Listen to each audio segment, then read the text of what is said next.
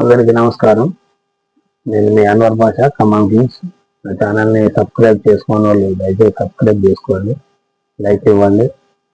ఈరోజు ముఖ్యంగా విషయం మాట్లాడాలంటే, పవన్ కళ్యాణ్ గారు తెలంగాణ నాయకుల్ని దృష్టి తగలటం వల్ల అక్కడ పచ్చగా ఉన్న చెట్లు మొండేల్లాగా అయిపోయినాయి అని చెప్పని ఏదో ఒక సందర్భం ఒక మీటింగ్లో అనడం జరిగింది.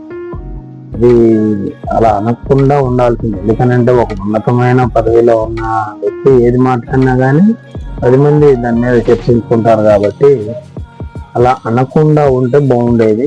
సరే, అది మాట అయితే అయిపోయింది కాబట్టి దాని మీద వెంటనే సవరణ ఇస్తే చాలా సింపుల్గా ఉండేది. వెంటనే నాకు ఏ ప్రాంతమైనా ఒకటే, జనరల్గా అట్లా అనాలనుకోలేదు. నేను వేరేది అని ఏదో ఒకటి సవరణ ఇచ్చుకుంటే బాగుండేది. అట్లా ఇవ్వకుండా అట్లా వదిలేసేసరికి చాలా మంది దాని మీద కామెంట్స్ వస్తున్నాయి, నెగిటివ్ కామెంట్స్. తెలంగాణ రాష్ట్ర మంత్రులు కూడా నిన్న మొన్న క్షమాపణ చెప్పాలనే స్థాయికి వెళ్ళారు. క్షమాపణ చెప్పాలనే స్థాయి కాకపోయినా కనీసం దాని మీద ఒక చిన్న వివరణ పవన్ కళ్యాణ్ గారు ఇస్తే బాగుండేది. ఎందుకంటే ఫ్యూచర్లో తెలంగాణకి రావాల్సిందే, ఆంధ్రాకి వెళ్ళాల్సిందే.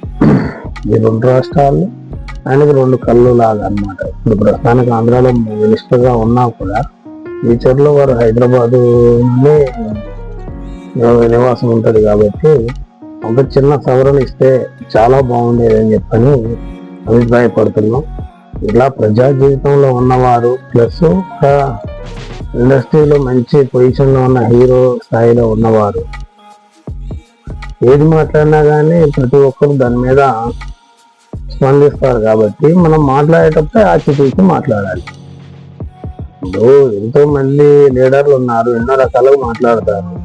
ఎక్కడో చిన్న ఇది ఉంటేనే కదా 10 మంది చర్చించుకునేది. ఆ అవకాశం వాళ్ళకి ఇవ్వకూడదు అన్నమాట. ప్రతిపక్షాలకు మీరే అవకాశం ఇచ్చినట్టు అవుతుంది. కాబట్టి పవన్ కళ్యాణ్ గారు ఇప్పటికైనా దాని మీద ఒక సవరణ తీసుకొని ఇస్తే బాగుంటుందని చెప్పని నా యొక్క అభిప్రాయం.